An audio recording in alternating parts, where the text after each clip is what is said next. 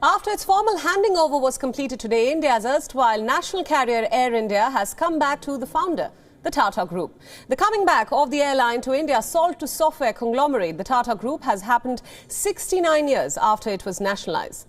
The TATA Group chairman, N. Chandrasekaran, met Indian Prime Minister Narendra Modi today on the occasion. The TATA Group already runs a full-service carrier, Vistara, and a low-cost carrier, that is Air Asia India.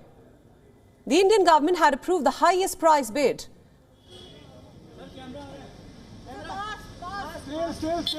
That is the highest price bid of the Thales Private Limited Group, that is the Tata Group subsidiary for strategic disinvestment of Air India, and the letter of intent was then issued to the winning bidder on 11th of October last year, while the share purchase agreement was signed on the 25th of October last year.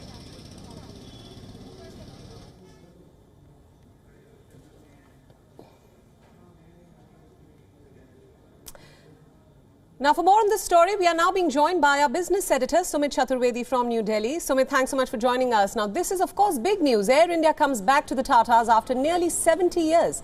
Tell us a little bit more about the significance of the same.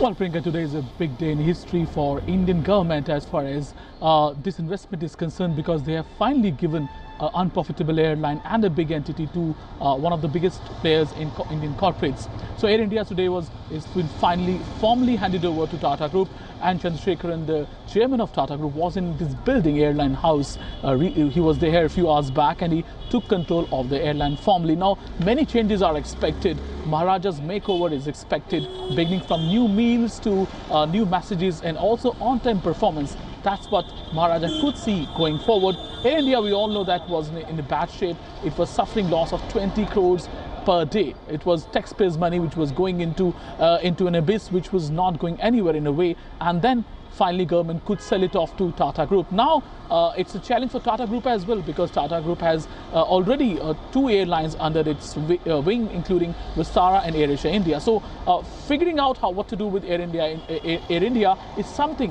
which is going to be a challenge for Tata Group. But for Indian government, yes, they're sold off unprofitable entity that was taking a lot of money off Indian taxpayers and was going nowhere. That's why it's a big day in India's corporate history. I'm afraid we're running out of time. Very quickly, just let's talk about the airline a little bit. How will this development change the fortunes for Air India? What plans does the Tata Group have for the same?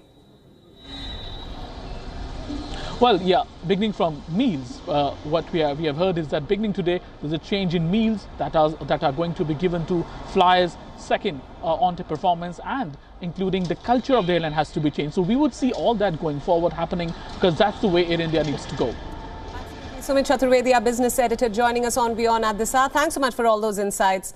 WION World is now available in your country. Download the app now and get all the news updates on the move.